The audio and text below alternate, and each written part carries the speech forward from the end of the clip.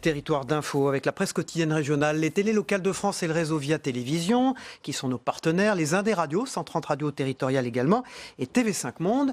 Et l'invité politique ce matin en direct sur ce plateau, c'est Frédéric Pechnard. Bonjour. Bonjour. Merci d'être avec nous. Vous êtes candidat sur la liste des Républicains aux Européennes. Et pour vous interroger à mes côtés ce matin, Oriane Mancini de Public Sénat, spécialiste politique. Bonjour Oriane. Et Hervé Favre de La Voix du Nord. Bonjour Hervé. Frédéric Pechnard, votre interview sera retransmise en direct en vidéo sur les sites internet de la presse quotidienne régionale à partir de 10h ce matin.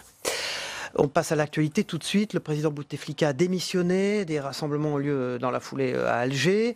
Ahmed Gaïd Salah, le chef d'état-major, vice-ministre de la Défense, a dit « Il n'y a plus lieu de perdre davantage de temps. Il faut appliquer immédiatement la solution constitutionnelle proposée. » Donc c'est l'armée qui a imposé ces décisions. Est-ce que c'est une bonne chose que ce soit elle qui ait trouvé au fond les voies pour sortir de cette crise algérienne, l'armée?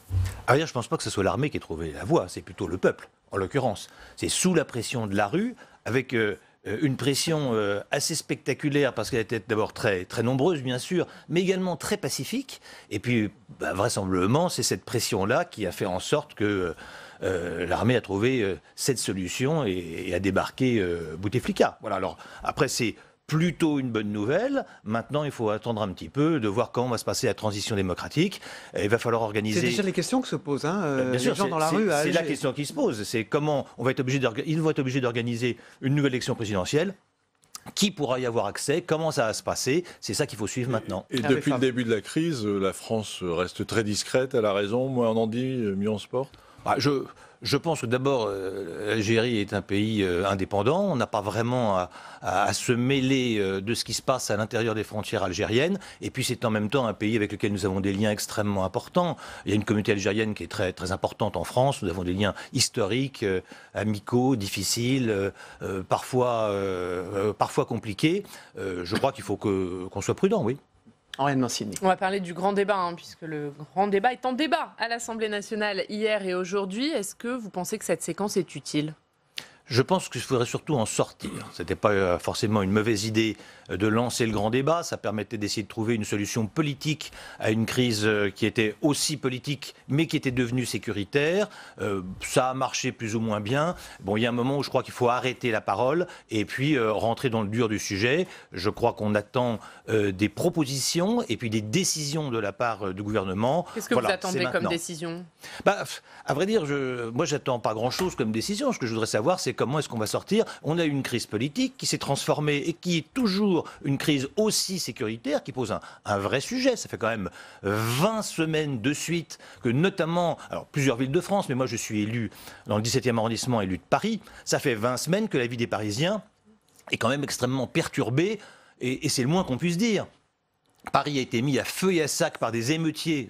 Je ne considère plus que ce sont des manifestants, mais des émeutiers, sans finalement que le gouvernement ait réussi à reprendre la main. Sauf très récemment, et c'est tant mieux, parce qu'on a fini enfin par faire ce que je réclamais d'ailleurs depuis longtemps, c'était l'interdiction des manifestations qui permettait à la police d'intervenir préventivement pour améliorer les choses. Mais qu'est-ce que vous pensez de la façon dont l'exécutif a géré la partie sécuritaire de cette crise ?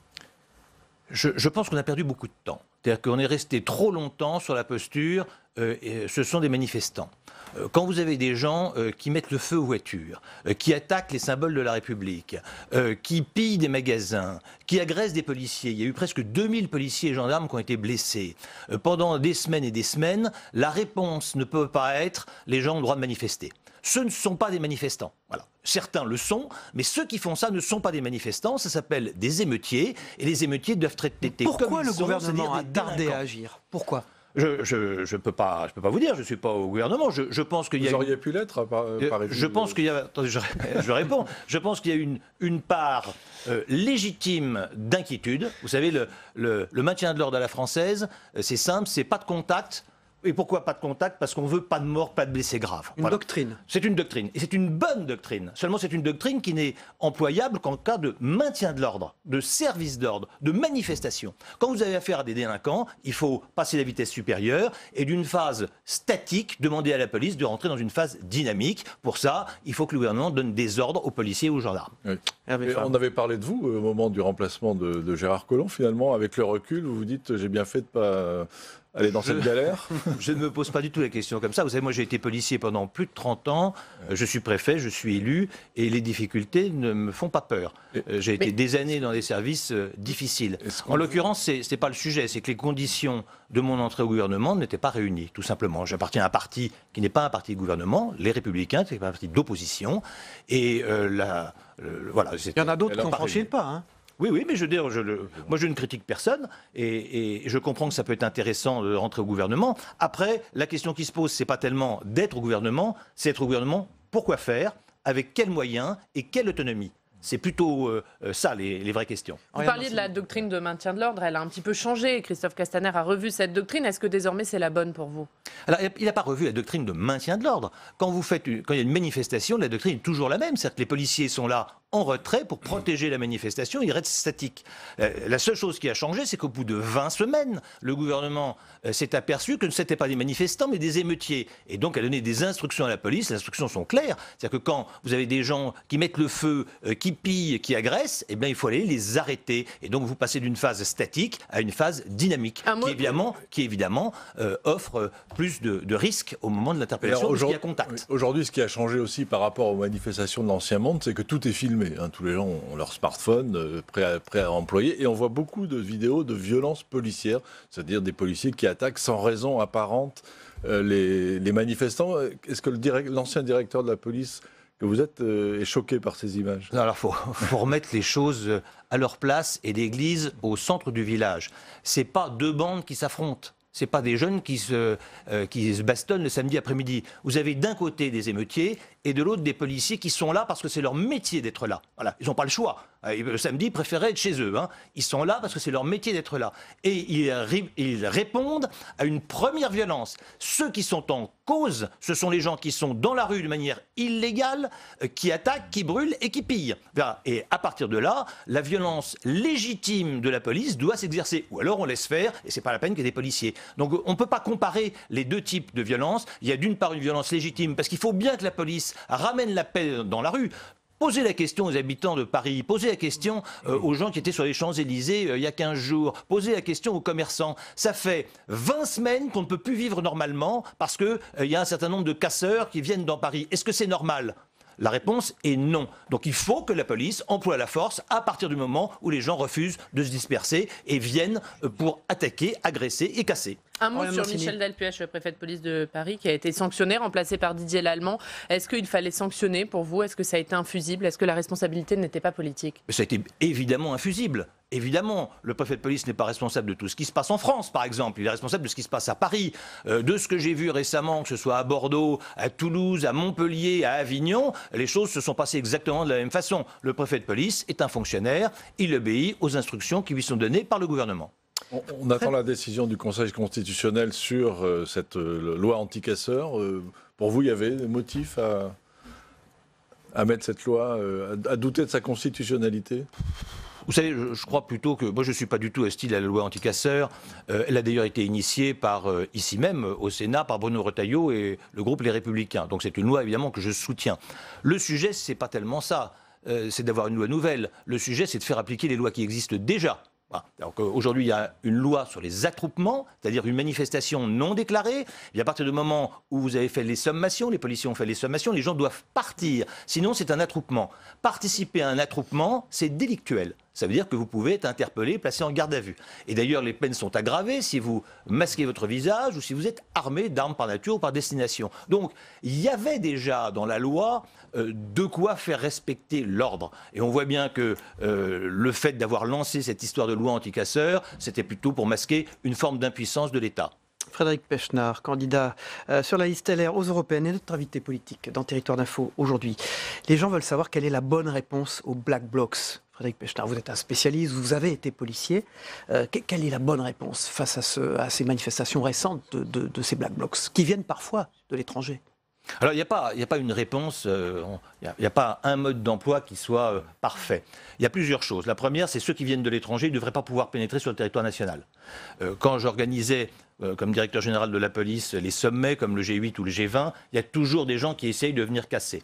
En partenariat avec nos amis européens, et c'est tout d'ailleurs l'intérêt de l'Europe. L'Europe, c'est la paix, tout le monde le sait, mais l'Europe, c'est aussi la sécurité. C'est-à-dire que l'Europe a fait d'énormes progrès dans le domaine de la sécurité. Donc on échangeait avec les polices étrangères, et on savait qu'un certain nombre de Black Blocs allaient venir. C'est des gens qu'on pouvait bloquer à la frontière, et donc ils ne pénétraient pas sur le territoire national. Donc ça nous enlève déjà 200 ou 300 personnes particulièrement violentes et particulièrement dures. 200 ou 300. Ensuite, oui, venant de l'étranger. Vous savez, les Black Blocs, c'est parfois 1000, 1500 personnes. C'est quand même à notre portée, si j'ose dire. Ensuite, il faut évidemment un travail de renseignement extrêmement précis. Donc là, il y a beaucoup de travail avant la manifestation avec les services de renseignement français. On doit les suivre, on doit savoir qui c'est, d'où ils vont, pour qu'on puisse anticiper. Et puis enfin, il faut essayer de créer un vrai partenariat, comme c'est presque toujours le cas d'ailleurs, avec les organisateurs des manifestations. C'est pour ça qu'il faut que les manifestations soient organisées, pour pouvoir séparer le bon grain de l'ivraie et interpeller les casseurs pour permettre aux manifestants pacifistes de manifester. Oriane Mancini. On va parler des européennes, puisque vous êtes sur la liste Les Républicains aux européennes. François-Xavier Bellamy, tête de liste, était hier devant les sénateurs. Il pense que son frémissement dans les sondages n'est qu'un début. J'imagine que vous allez lui donner raison. Quel score vous visez ? Moi, je vise aucun score particulier. Je pense qu'on a une belle liste, avec une bonne tête de liste. Et d'ailleurs, dans la tête de liste, il y a le trio qui a été avec Agnès Evren et Arnaud Danjean. Agnès Evren, c'est la toute jeune présidente de la Fédération de Paris. Danjean est un député européen particulièrement efficace dans le domaine de la défense et de la sécurité. Donc je crois qu'on a eu une liste qui est intéressante. Mais ce qui est vraiment le plus intéressant, c'est que nous offrons une alternative. Moi, ce que je regrette dans les propos du président de la République, et d'ailleurs dans son clip de campagne, c'est « nous ou le chaos ». Et on voit bien que le grand risque que prend Emmanuel Macron, c'est de dire en gros, si vous ne votez pas pour moi, je suis le seul à incarner la ligne contre les populistes, eh bien vous aurez l'extrême droite ou l'extrême gauche. Et ça, je crois que dans une démocratie, c'est dangereux. Dans une démocratie, il faut qu'on ait un équilibre. Il faut qu'on ait une offre de service, si j'ose dire, importante. Et c'est pour ça que je suis extrêmement satisfait que la liste républicain remonte, et j'espère qu'elle remontera le plus haut possible, parce que du coup, on offre une opposition à Emmanuel Macron, mais qui est une opposition républicaine, d'une droite républicaine. Et de la même façon d'ailleurs, j'espère bien que le Parti socialiste va remonter un petit peu, parce qu'il n'est pas sain, dans un pays comme le nôtre, que le mouvement qui représente la gauche républicaine soit aussi faible. Quand on voit les sondages, est-ce que finalement Emmanuel Macron n'a pas réussi son pari de faire de cette élection un duel? Le Rassemblement national et la République en marche sont loin devant les autres partis. Eh bien, c'est son pari de faire effectivement un duel moi ou le chaos, l'Europe ou le populisme. Eh bien, nous, notre boulot, c'est de faire en sorte d'offrir aux Français une alternative à ça. Et on voit bien qu'on a commencé à 8% dans les sondages, on est aujourd'hui à 13 ou 14%. Eh bien, ça veut dire que le mouvement prend et que finalement, un certain nombre de Français, parmi nos électeurs, se disent il y a une autre voie entre Macron et le populisme et l'extrémisme. Et cette autre voie, eh bien, elle est incarnée aujourd'hui par la liste des Républicains et par François-Xavier Bellamy. Le choix de François-Xavier Bellamy, au départ, n'était pas évident. Même le président de cette maison, Gérard Larcher, avait dit ses réserves et ses distances. C'était votre candidat ou vous l'avez découvert à cette occasion? Alors moi, j'ai parfaitement découvert. Je ne le connaissais pas avant qu'il soit tête de liste. Je l'ai donc rencontré une fois que j'ai été moi-même investi par la Commission nationale d'investiture. J'ai passé presque 2 heures avec lui à parler, et je dois dire que j'ai été séduit. Il a une façon très agréable, très douce, très apaisante de parler, et il fait appel à l'intelligence des gens et non pas à leur mauvais côté et à la réactivité. Et quelqu'un qui parle à l'intelligence, eh bien, c'est suffisamment rare dans le monde politique pour être souligné, et franchement c'est un plaisir de l'écouter. Il est nouveau monde? J'aime pas beaucoup cette expression « nouveau monde, ancien monde », surtout que j'ai un peu l'impression, de par mon parcours et mon âge, de faire partie de l'ancien monde, donc je ne me sens pas rejeté aux poubelles et aux oubliettes de la vie, mais il est différent, oui, incontestablement. Oui. Hervé Favre. Élu au Parlement européen, vous siégerez au PPE, qui a des problèmes avec M. Orban, qui a été mis un peu de côté. Nicolas Sarkozy, lui, est allé en dire beaucoup de bien chez lui. Quelle est la vraie position de la liste LR. Elle est claire, je l'ai déjà dite. Hein. Orban, il est élu, il est le patron d'un grand parti qui appartient au PPE. Le PPE a pris une décision qui est une décision de compromis qui me paraît une bonne décision, c'est la suspension du parti. Ça n'a aucun sens de l'exclure. Moi, c'est pas ma conception du débat démocratique, l'exclusion, et certainement pas au sein de l'Europe. L'Europe, c'est une perpétuelle discussion, un perpétuel compromis, et qui quand même avance. Moi, ce qui m'intéresse dans les dossiers européens, c'est tout ce qui concerne la sécurité. On a progressé de manière incroyable dans les 30 dernières années. Vous savez, moi, j'ai cette expérience de policier. Quand j'étais à la brigade des stupéfiants il y a une trentaine d'années, il n'était pas question qu'on puisse sortir du territoire national. C'est-à-dire que vraiment, quand on avait un renseignement sur des gens qui venaient par exemple d'Espagne, on était obligé de planquer à la frontière. Eh bien aujourd'hui, les choses se sont apaisées. On a des équipes communes d'enquête. On travaille main dans la main avec les autres, avec l'aide d'Europol. Donc on a vraiment progressé. Pour autant, tout n'est pas parfait et il y a encore beaucoup à faire, notamment dans la protection de nos frontières et la lutte contre l'immigration irrégulière. Il y a énormément à faire dans la lutte contre le terrorisme et ça, vraiment, si je suis élu député européen, j'irai dans une commission qui s'occupera des affaires intérieures et de la sécurité et je me donnerai à fond dans ce dossier qui est plus qu'un intérêt, une passion. Oriane Mancini, des relations qui intriguent. Oui, un mot sur Nicolas Sarkozy, puisqu'on en parlait, vous êtes sarkozyste. Quel regard vous portez sur la séquence de dimanche où on a vu Nicolas Sarkozy et Emmanuel Macron assez proches? Je crois que c'est d'ailleurs tout à l'honneur de Nicolas Sarkozy et d'ailleurs d'Emmanuel Macron que de reconnaître en Nicolas Sarkozy une figure extrêmement importante du monde politique français. Il a été le dernier président de la République de droite, entre guillemets, ça a été un immense président de la République, et notamment au niveau européen, tout ce qu'il a pu faire, je comprends que ça intéresse et que ça intrigue le président Macron. Bon.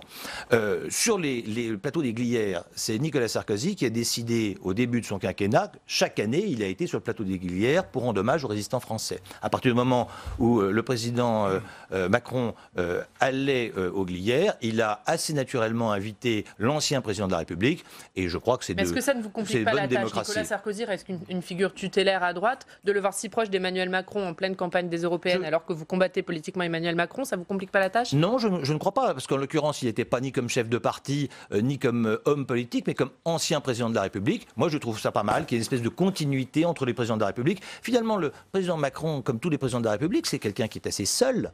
Il faut qu'il prenne des décisions qui sont extrêmement difficiles, et bien qui se tourne vers Nicolas Sarkozy pour lui demander conseil, ça me paraît tout à fait convenable. Puis vous savez, sur la liste des Républicains, dans les 10 premiers, donc qui sont en position tout à fait éligible, il y a 3 sarkozystes historiques, dont moi. Voilà, je pense que si le président Sarkozy ne soutenait pas notre liste, eh bien on ne serait pas sur cette liste. C'est vrai qu'il a dit c'est moi en mieux, Emmanuel Macron, Nicolas Sarkozy. Je ne sais pas, je ne sais pas. Merci beaucoup Frédéric Pechnard. Merci. Merci Oriane Mancini. Merci. Merci Hervé Favre. On passe au débrief de l'actualité dans un instant.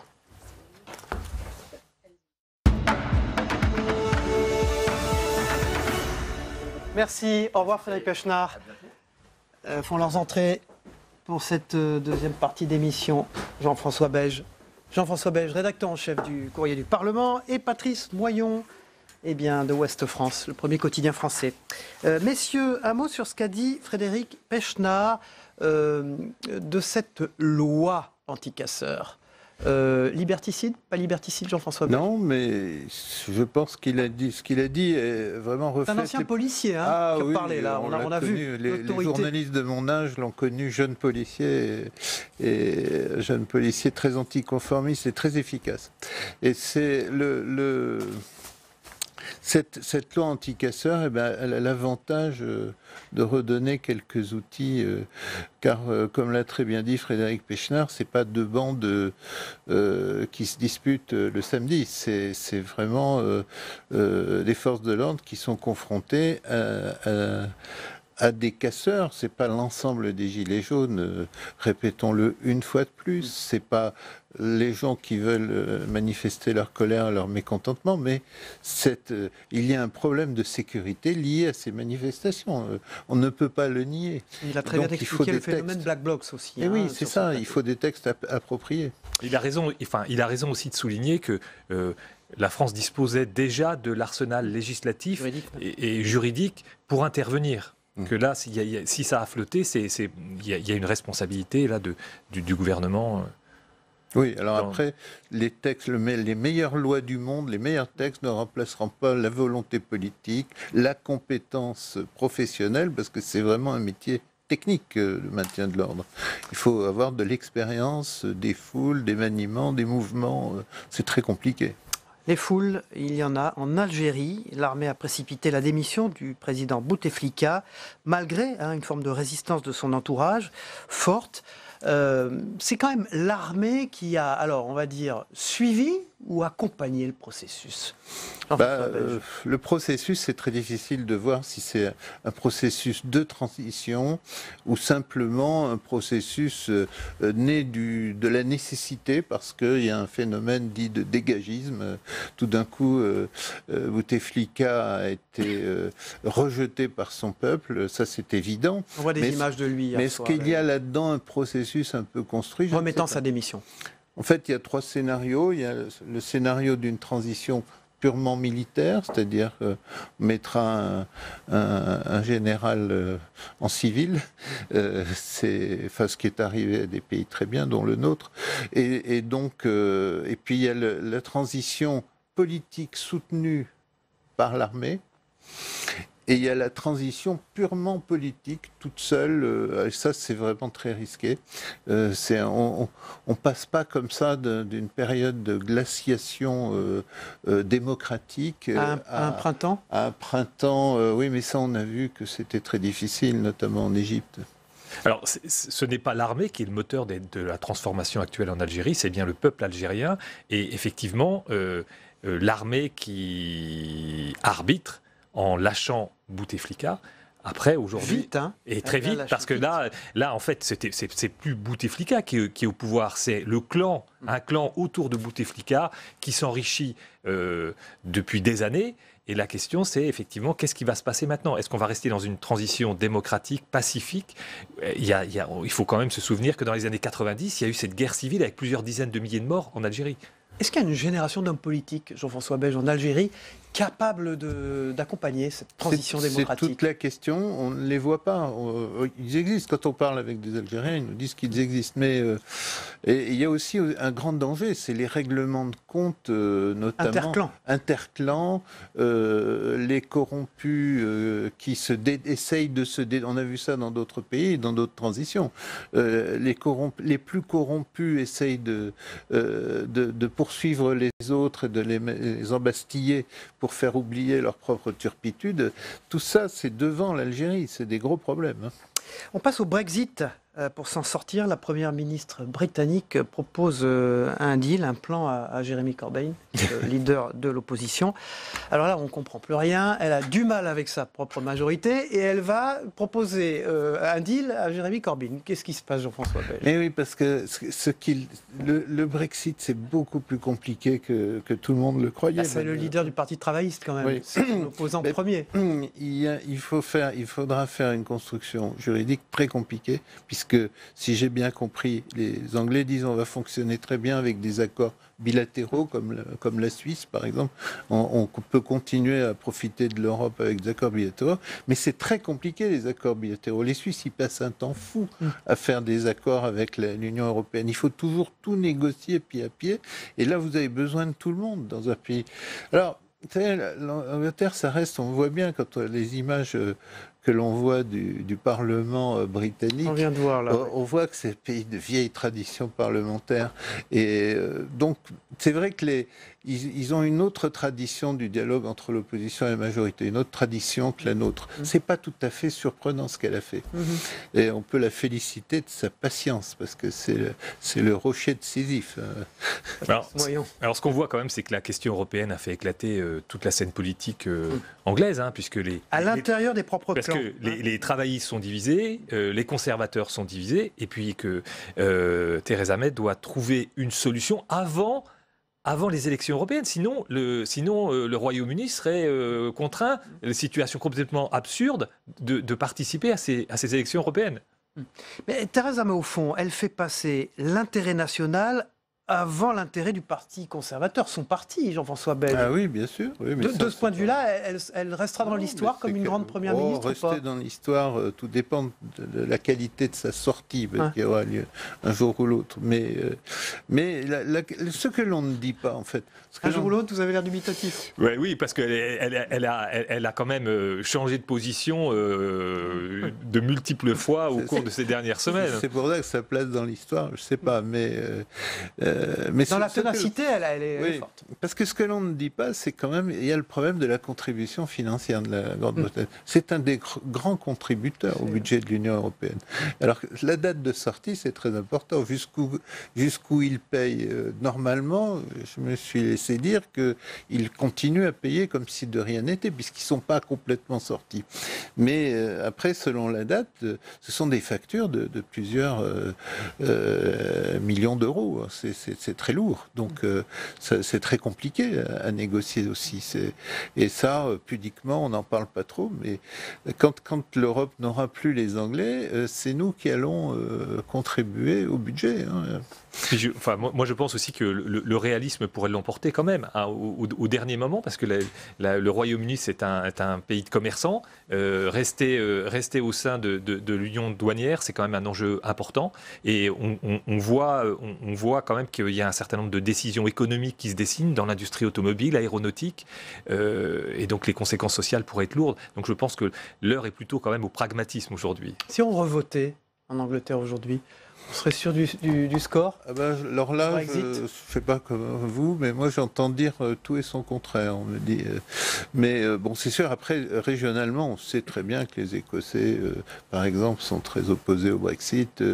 Mais après, la vraie question, c'est de savoir... quel était véritablement le plan B des partisans du Brexit? Parce qu'on ne l'a toujours pas vu. Est-ce qu'il y en avait un, surtout? Il n'y en avait pas. Il n'y avait pas de plan B. En fait. Alors, on ne sait pas du tout ce que ça peut faire. C'est ça qui manque. C'est d'avoir... Ils auraient pu... C'est pour ça qu'il faudra peut-être voter avec deux plans cette fois-ci. Et là, l'électeur fera... C'est une façon de revenir sur le référendum. Voilà. Mais c'est Bruno Le Maire qui disait hier, avec le Brexit, on a appris que l'improbable en politique était toujours possible. Oui. Probabilité d'organiser des élections européennes ou pas? Là, ça serait franchement incompréhensible. Ça semble incompréhensible, mais il y a beaucoup de choses qui sont incompréhensibles quand même depuis le début du Brexit. Je ne sais pas s'il n'y a pas un problème juridique. Je pense que s'ils sont toujours là et qu'il n'y a pas de procédure de rupture actée juridiquement, ils doivent participer aux élections européennes. Merci Jean-François Bège, rédacteur en chef du Courrier du Parlement. Merci Patrice Moyon de Ouest France d'avoir débriefé cette actualité ce matin. On passe au Zap Matin justement de Christophe Combarion. On va regarder ce qui s'est passé dans les journaux télévisés hier soir, dans les émissions politiques, mais aussi chez nos confrères ce matin, dans les autres matinales d'infos. On se retrouve juste après. À tout de suite. Theresa May va réclamer un nouveau report de la date du Brexit, au-delà du 12 avril, mais avant le 22 mai, le temps de trouver un accord. Je reste dans l'espoir qu'il y a encore une petite chance que la Chambre des communes puisse ratifier cet accord, qui est le seul possible, le seul utilisable, si le Royaume-Uni veut sortir de manière ordonnée. Il restera un ami, un allié essentiel, mais nous ne pouvons passer les prochains mois à régler encore les modalités de notre divorce et à solder le passé. Il y a 3 ans, il y a une campagne où des nationalistes britanniques ont vendu du vent, du rêve, des mensonges aux Britanniques, et qu'aujourd'hui, ils le payent, les Britanniques, et c'est un cauchemar pour eux, et je ne m'en réjouis pas. Mais nous avons les mêmes nationalistes chez nous. Rappelons-nous que Marine Le Pen, au lendemain du vote du Brexit, disait « Demain, c'est le tour de la France ». Est-ce que oui ou non, vous souhaitez un référendum pour demander aux Français s'ils souhaitent rester dans l'Union européenne? Moi, je pense qu'il ne faut jamais avoir peur des Français. Donc vous êtes favorable à ce référendum? Et pas seulement à cette question. Ce soir, on a la possibilité d'un Frexit en plus du Brexit. Et ça, c'est une information politique chez vous, Madame Ferrari. Vous avez peur? Attendez, il y a quand même une question de fond. Vous avez peur que les Français vous répondent qu'ils ne sont pas favorables à l'adhésion à l'Union européenne? Est-ce que vous voulez remettre en cause l'adhésion l'adhésion de la France à l'Union européenne. Êtes-vous prêt à le faire? Bon, allez, on va pas s'en sortir là. On a débattu avec les maires, puis après on a débattu avec les femmes, puis on a débattu avec les banlieues, puis on a débattu avec les enfants, puis là on va débattre avec les députés, et puis demain on va débattre avec les collectionneurs de nains de jardin, et puis les joueurs de boules du dimanche. Enfin, on voit bien qu'en fait ils cherchent à gagner du temps. Vous jouez pas les prolongations ? Pas du tout. Vous savez, ça prend du temps de débattre, ça prend du temps de restituer la parole des Français. Vous savez le nombre de contributions qui ont été portées pendant ce grand débat national. Il a offert l'occasion à nos concitoyens de parler ensemble, en s'écoutant, en confrontant des points de vue qui n'étaient pas toujours évidemment convergents. Il leur a permis de parler de politique nationale. Ce grand débat a été, de ce point de vue, quelque chose d'utile et de précieux. Les prélèvements obligatoires sont plus importants que sous François Hollande. Plus important. La dépense publique est plus importante que sous François Hollande. Alors, le gouvernement peut dire ce qu'il veut. La réalité est contre lui. Les faits sont contre lui. Moi, je ne dis pas ça pour jeter des cendres. Je dis simplement cela pour que le gouvernement se réveille, commence à réformer ce pays. Peut-être faut-il que le président m'autoriser un conseil écoute plus, c'est ce qu'il est en train de faire, et que l'accueil sympathique et républicain que nous avons ensemble ne suffit pas à créer les conditions d'un dialogue en vérité.